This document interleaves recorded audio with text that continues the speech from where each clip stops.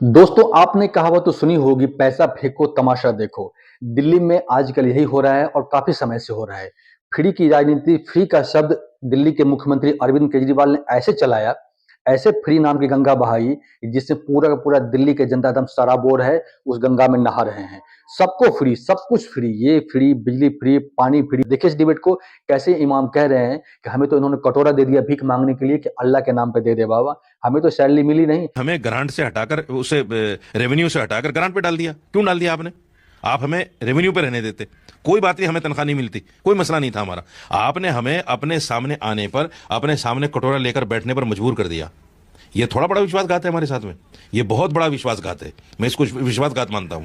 आपने हमें ऐसा मजबूर कर दिया कि हम रोजाना आपके घर के सामने जाएं, माई बाप हमें अल्लाह के नाम पे दे दो। देखिए डिबेट को, आपको खुद बहुत कुछ समझ में आएगा।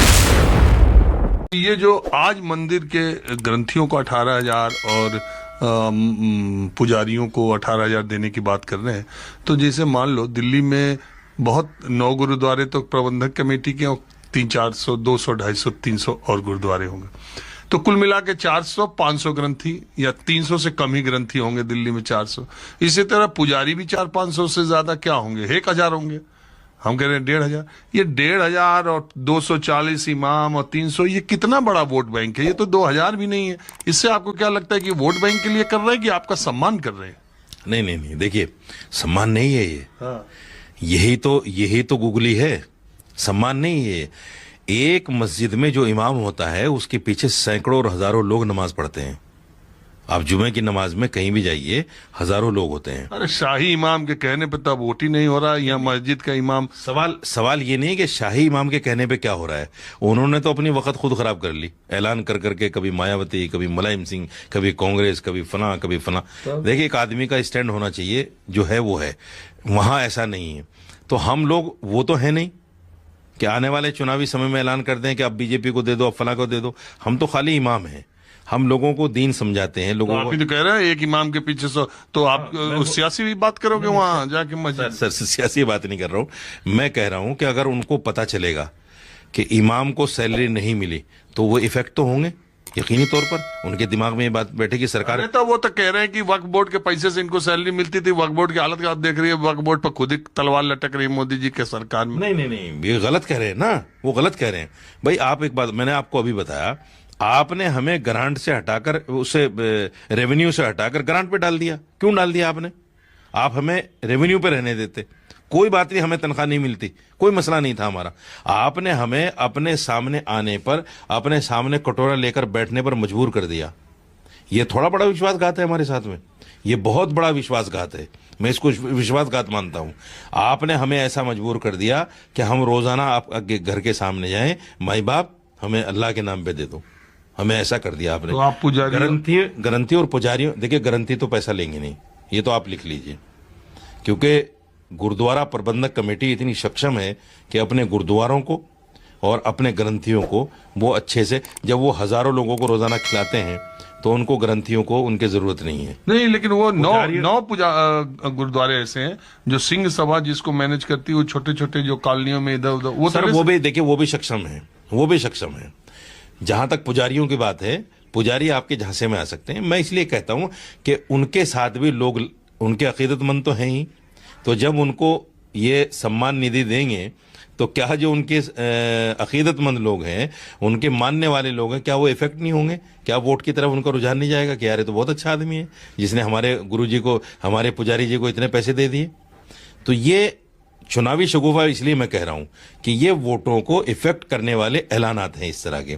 दूसरे ये है कि अभी रजिस्ट्रेशन करेंगे, चुनाव के बाद में इनके मन में, इनके दिमाग में क्या आएगा, देना है कि नहीं देना है, वो तो चुनाव के बाद की बात होगी ना।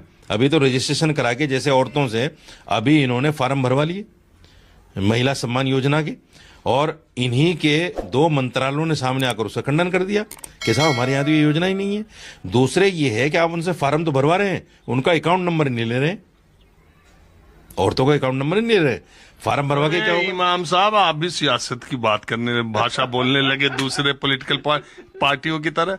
आप ये बताओ, अरविंद केजरीवाल फॉर्म भरा रहे हैं। अगर अभी झारखंड में बीजेपी ने फॉर्म भरवाया औरतों के गोगो दीदी योजना की हमारी सरकार आएगी 2100 देंगे, और अरविंद केजरीवाल ने कहा कि ये योजना पहले से लागू है, इसके तहत पैसा मिलेगा। वो तो ये कह रहे हैं कि मेरी सरकार आई तो संजीवनी योजना, आप रजिस्ट्रेशन करा लो, आपका डिटेल हमारे पास रहे, और डिटेल रहेगा तो बैंक अकाउंट जोड़ने में कितना टाइम है। और दूसरी बात, यहाँ परवेश वर्मा जी कैश वोट पैसा बांट रहे, वो आपको इमाम साहब नहीं दिख रहा कि नई दिल्ली में वो पैसा बांट रहे हैं 1100 के नाम पर? उस पर भी आपका कुछ है विचार की? बस देखिए सर, राजीव जी आप बड़े प्रखर पत्रकार हैं, अच्छे पत्रकार हैं। मैं आपसे ये कहना चाहता हूं, देखिए मैं बीजेपी की हिमायत नहीं कर रहा हूं, ना मैं इसकी मुखालफत कर रहा हूं। मैं एक सच आपके सामने, आपके कैमरे के सामने बोलना चाहता हूं, और वो सच ये है कि अगर आपकी नीयत सही है और आप देना चाहते हैं तो सरकार तो आप ही की थी।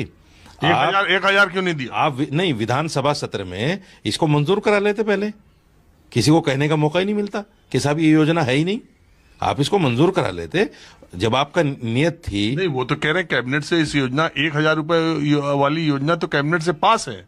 हाँ, मैं वही लेकिन सवाल है कि इनकी सरकार, इन्होंने पंजाब में भी 1000 देने का कहा था, वहां तो कुछ पता नहीं। पंजाब में इतने गुरुद्वारे हैं, वहां तो ग्रंथियों को कभी कुछ देने का अभी बात हुई नहीं। ये चुनाव से ठीक पहले पुजारी ग्रंथी इमाम 17 महीने के भटक रहे हो और पादरियों का नाम न हो, तो देखो सियासत तो हर तरफ है, आपको वोट का मालूम है। अब मेरी बात आपने कह दी, जो मैं कहना चाहता था कि भाई देखो ये सब सियासी शगुफा है। पंजाब की सरकार का इनका रिकॉर्ड उठा कर देखो, और दिल्ली की सरकार, देखिए जो अच्छे काम किए हैं उससे इनकार नहीं किया जा सकता। बिजली का है, पानी का है, औरतों के फ्री सफर का है, जो अच्छे काम है उससे इनकार नहीं किया जा सकता कि हाँ भाई नहीं, एजुकेशन में कुछ बेहतरी लाए हैं, हॉस्पिटल्स में बेहतरी लाए हैं, दवाई टाइम पे मिल जाती है, कोई मसला नहीं, बिल्कुल अच्छी बात है, उसका हम सपोर्ट कर रहे हैं। क्योंकि हम सियासी आदमी नहीं, इसलिए हम सपोर्ट कर रहे हैं। अगर हम सियासी होते तो बीजेपी की तरह हम उनका भी खंडन करते कि नहीं, ये तो फिर वही बातें होती कि उल्टा सीधा है सब कुछ मामला, सब गड़बड़ घोटाला है। हम कह रहे हैं कि अच्छी चीज है, अच्छा है, अच्छी बातें कर रहे हैं, लेकिन ये बताइए कि जो इमाम परमानेंट हैं उनको आपने ग्रांट पे क्यों डाला? उनकी सैलरी 18 महीने क्यों रुकी?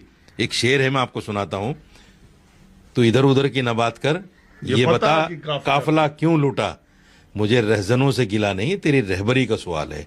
जब आप आम आदमी हो और कहते हो मैं आम आदमी की बात करता हूं, इमाम 3 मर्तबा जा चुके, आप मिलना भी गवारा नहीं कर रहे हैं, क्यों?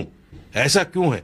आप उनसे मिलते, पहले ही दिन मिलते और मिलकर कहते इमाम साहब कुछ तकनीकी वजूहात की वजह से सैलरी नहीं मिली, मिल जाएगी आपको। हम कोई सियासी आदमी थोड़े कि धरना प्रदर्शन करेंगे, हाय उल्ला करेंगे। हमने वहां जाके नारेबाजी नहीं की, हमने मुर्दाबाद जिंदाबाद के नारे नहीं लगाए, हम तो चुपचाप गए, मीडिया से अपनी बात कही, नहीं मिले तो वापस आ गए। तो कम से कम इनको मुसलमानों के उन सम्मानजनक लोगों का, जिनको इमाम कहा जाता है, सम्मान करना चाहिए था। बैठकर बात करते और अपनी मजबूरी बताते। हो सकता है हम इनसे कहते भाई केजरीवाल जी ठीक है, हम आज के बाद नहीं कहेंगे, आप हमें तो 1 साल के बाद और देना सैलरी, कोई बात नहीं, लेकिन ये आदमी मिलना ही नहीं चाहता। अब आपने पूरा का पूरा इंटरव्यू देखा है, अब आप खुद कल्पना कीजिए, आप खुद एनालिसिस कीजिए इस देश के अंदर में कैसे पॉलिटिक्स, किस तरीके की राजनीति हो रही है। बाकी क्या राय है आपकी डिबेट पे हमें कमेंट में बताइएगा। मिलेंगे नए डिबेट में, तब तक के लिए धन्यवाद। जय हिंद, जय भारत।